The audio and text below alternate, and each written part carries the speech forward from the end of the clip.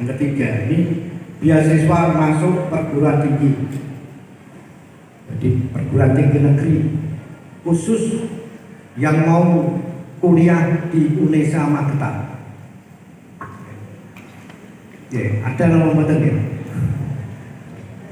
Kalau saya lihat dari daftar peminatan, biasanya ke UNESA ini agak kecil. Mudah-mudahan disupport alumni. Ini akan jadi apa ini? Besar di sana. Satu siswa diberikan 10 juta masuk UNESA Magetan. Ada tiga siswa nanti yang mau ke sana. Silahkan nanti di akhir pada saat sudah diterima kita akan menganalisa berapa anak yang diterima di PTN lewat jalur SNBP, berapa anak. Ada nggak yang di UNESA di Magetan ini? Kalau ada, kita ambilkan di tahap yang pertama ya. Ini masih proses, nanti pemilihannya seperti apa anak yang mau ke Indonesia, karena Indonesia juga baru memulai kuliahnya di Magetan ini.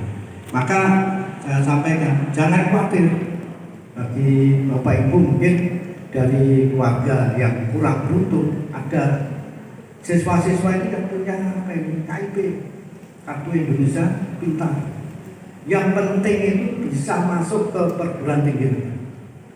Nanti bisa masuk ke situ, sampaikan ke sekolah, lapor ke sekolah, Pak ini ada anak diterima di sini. Nanti kalau ada kesulitan, insya Allah kita diskusikan dengan orang tua, dengan komite, dengan alumni, wadah anak yang alami kendala. Kenapa? Bantuan alumni juga bisa tempat tinggal sementara di Jogja, di Semarang, di Malang itu juga disampaikan kemarin. Sehingga putra-putri Panjenengan itu yang penting bisa masuk di perguruan tinggi. Kenapa? Harus sesuai dengan niat bahwa sekolah SMA ini nantinya harus melanjutkan atau tes TNI Polri. Dulu waktu masuk SMA, jangan salah, saya mau masuk SMA mau bekerja, belum ada itu. Itu kalau mau bekerja nanti ke SMK. Maka banyak kemudahan yang diberikan oleh pemerintah. Banyak pengalaman yang saya berikan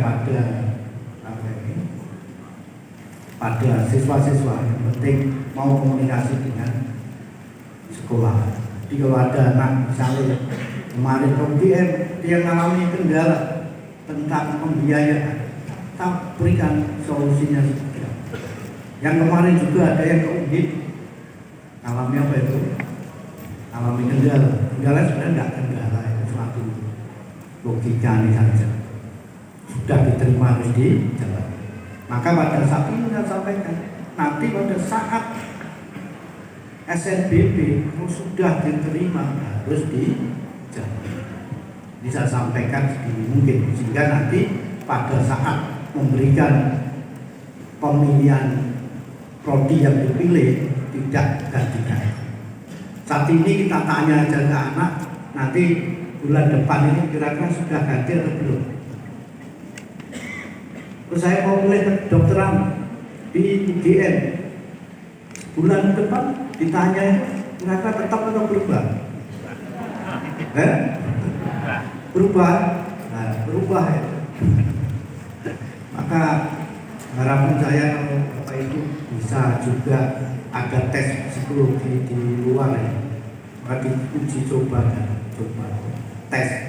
Ternyata anak saya itu kemampuannya di apa, minatnya di apa. Karena apa? Kadang harapan kita orang tua, saya mau ke kedokteran di UNER sana. Ternyata anaknya enggak mau ke sana, mau ke sana. Nah, ini yang harus terjadi sinkronnya itu di sini. Nanti pada saat SNBP ini sangat diperlukan. Kalau sudah nanti lewat jalur tes tulis, nggak panjang. Yang mana boleh prodi. Kalau sudah di SNBP, jalani, terima jalani. Nanti setelah di perguruan tinggi, komunikasi dengan apa ini? Dengan dosennya. Apa apa yang akan terjadi pada saat saya kuliah di sini. Oke. Kadang anak, kalau saya lihat ada siswa sudah diterima di jurusan apa, kurang mau, saya mau tetap mau ke dokter, tapi dia masih kuliah di situ, tapi sambil kuliah dia belajar tahun berikutnya bisa tes di situ, ternyata mudah diterima. Nah, ini harapan dari sekolah seperti itu. Sehingga nanti Bapak Ibu pada saat tahun depan ini jumlah siswa yang diterima di SNMP ini akan meningkat dari 66 akan bertambah.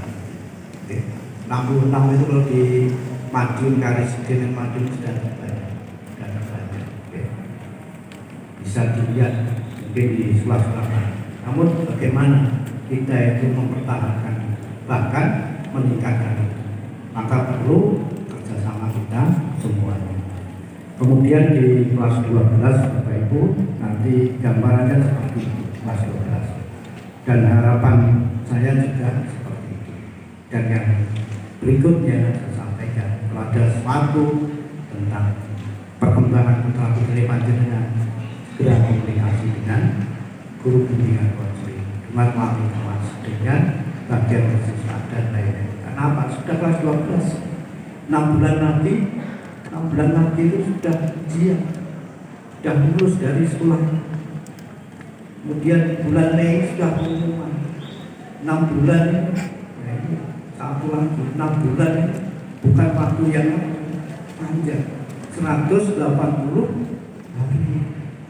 180. Putra putri panjenengan mau kuliah kemana? Mau kemana? Berat tidak meninggalkan apa ini dengan putra putrinya. Inilah tantangan-tantangan yang panjenengan hadapi saat ini. Anaknya satu mau kuliah ke Solo, kira-kira berat ya? Mau kuliah ke Jogja, berat atau tidak? Ya. Tadi waktu nanti yang bertanya, kita 10 bertanya, bagaimana kalau ada penambahan pelajaran bahasa Jepang? Nah, ini tambah cita-citanya mau ke Jepang ya.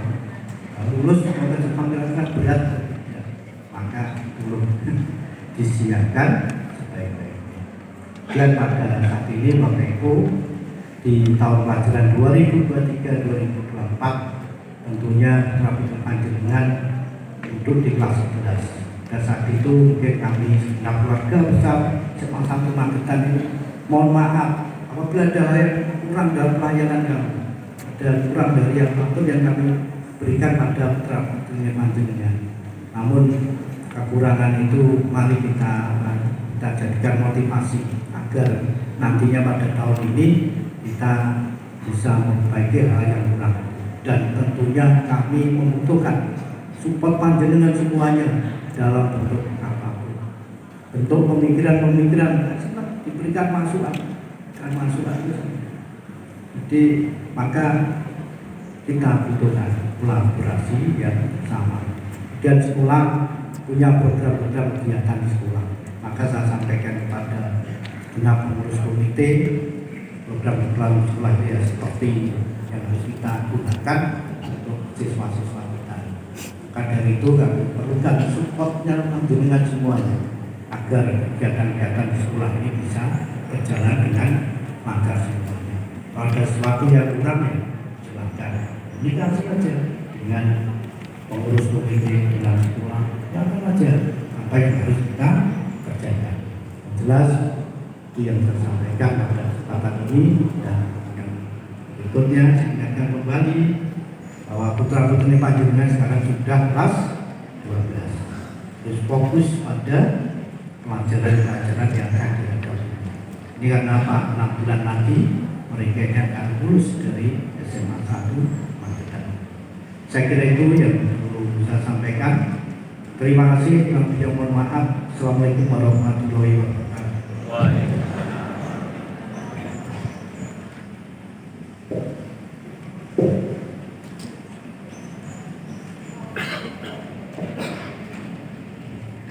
Hadirin yang berbahagia, berikut akan kita simak bersama penyampaian program sekolah dan laporan pertanggungjawaban komite oleh Ketua Komite Sekolah. Untuk itu kepada Bapak Wisnu Hermawan disilakan.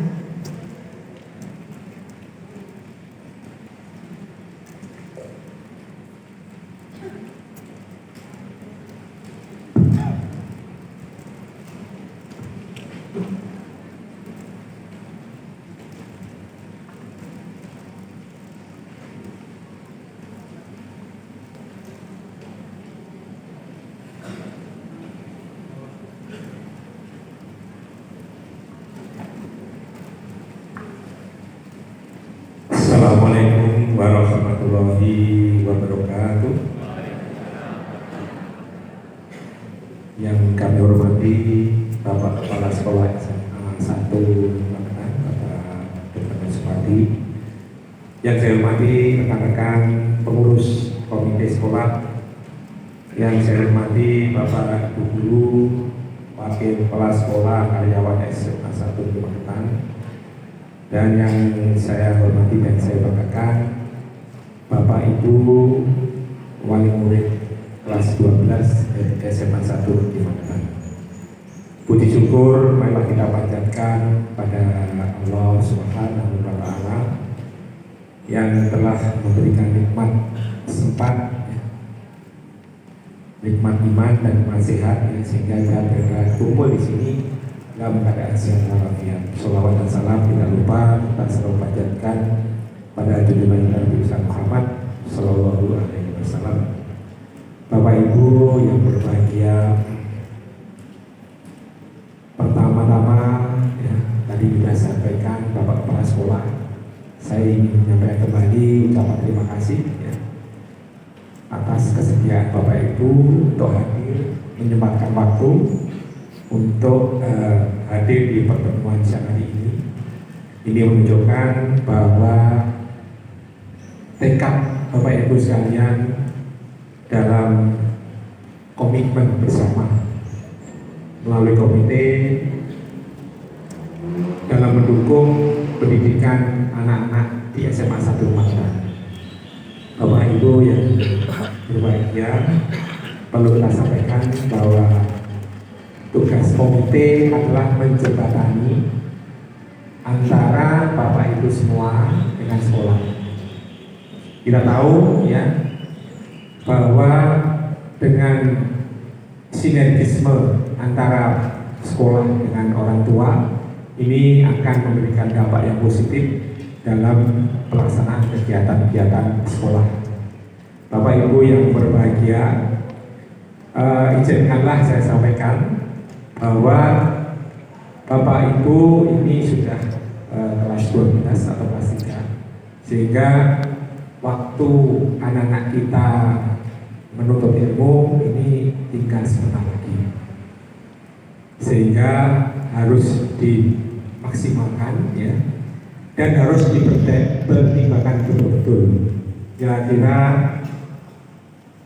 apa yang diinginkan oleh putra putri kita, sehingga kelak apa yang dipilih putra putri kita untuk memilih suatu kuliah dan persiapan atau bekal untuk bekerja sesuai dengan yang diinginkan.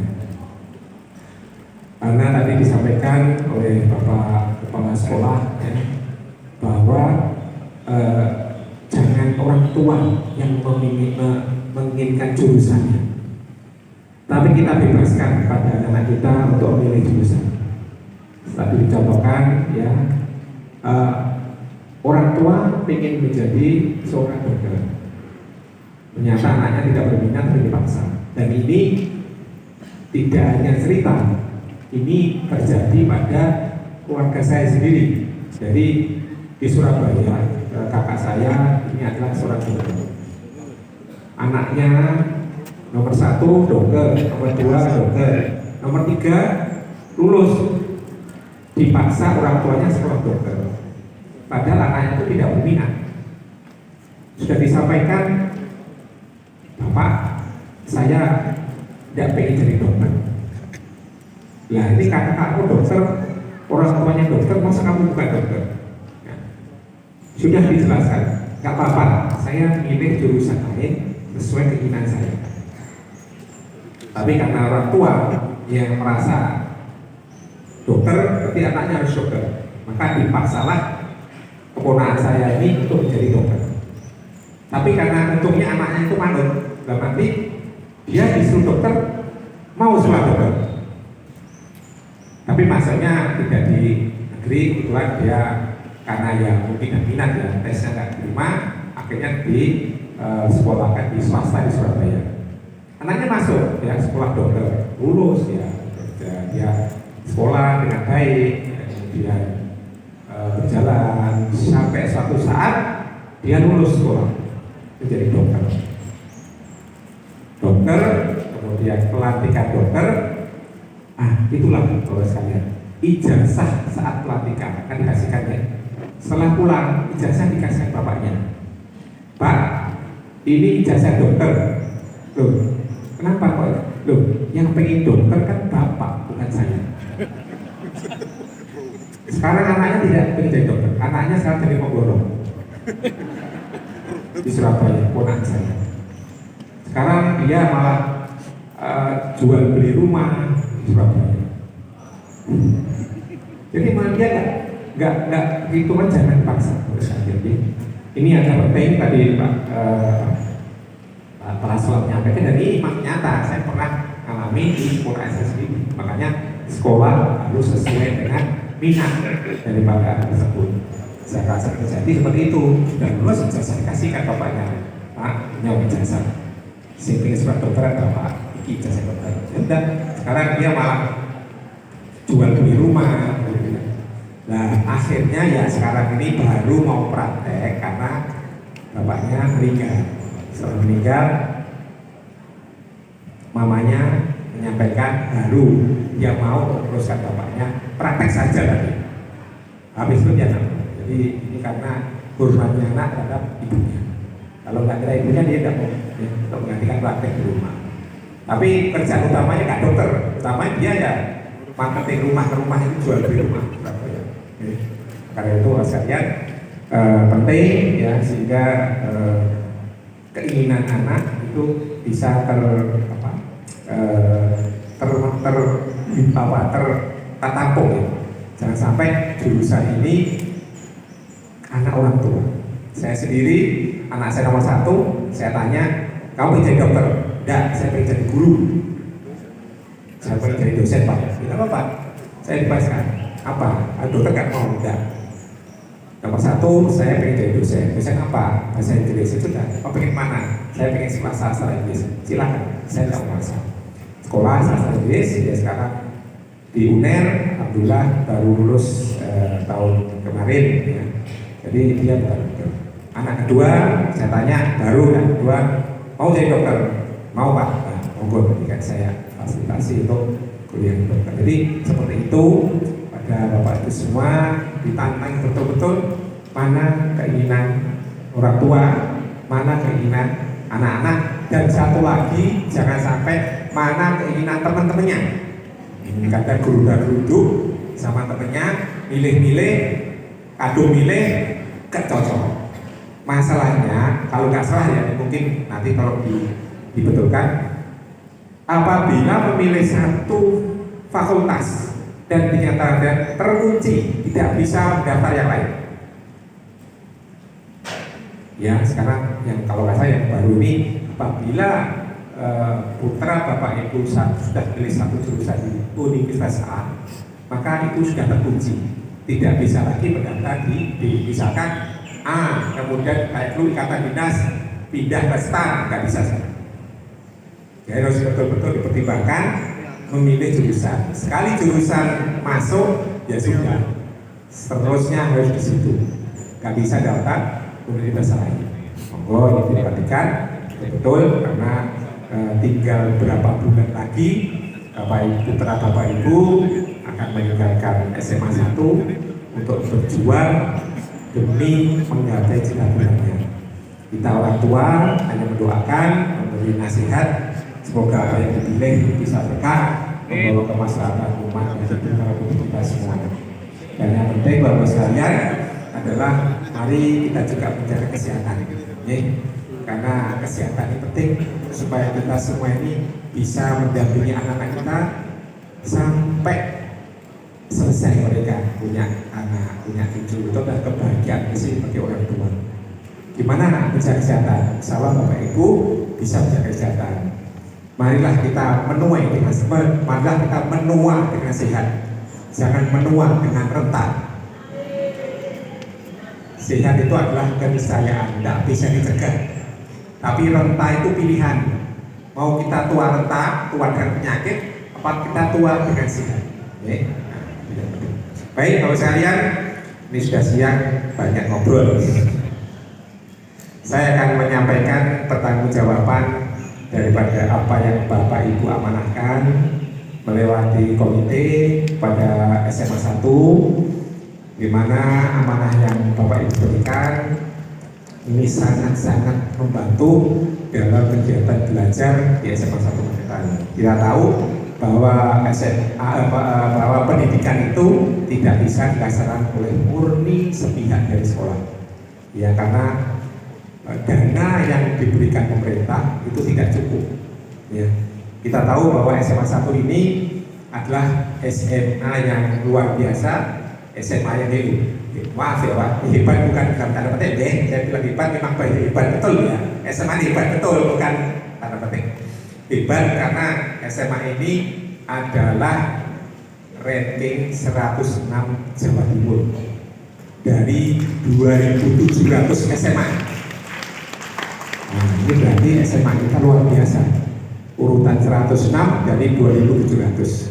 Ini menunjukkan bahwa kualitas SMA 1 Magetan tidak perlu diragukan lagi. Baik dari kualitas pendidikan, kualitas guru-gurunya, dan kualitas lingkungan sekolah. Lingkungan sekolah adalah bentuk fisik, ya, kemudian persyaratan penunjang, laboratorium, dan lain-lain sebagainya. Maka dari itu, sekalian, kenapa saya mewakili Bapak Ibu itu diminta sekolah untuk membantu, karena memang dananya kurang kalau kita menyiapkan segitu banyaknya persyaratan-persyaratan yang harus dipenuhi. Karena kalau Bapak Ibu lihat ada beberapa standar ini yang harus dipenuhi. Tidak cukup hanya anaknya saja, tapi juga standar daripada gurunya, lingkungannya, pendidikan karakter. Ini yang harus diberikan. Orang berpendidikan bagus, berpendidikan baik, tapi karakternya buruk, insya Allah tidak akan berkah dalam hidupnya. Pasti ada jalan, mau bekerja sulit, mau sekolah juga sulit. Ini yang harus dipahami Bapak sekalian. Bapak Ibu yang berbahagia, mungkin di depan Bapak Ibu sudah dijelaskan panjang lebar tentang penggunaan daripada dana-dana yang telah dipakai, dan insya Allah apa yang Ibu amanahkan ini sudah tercapai semua.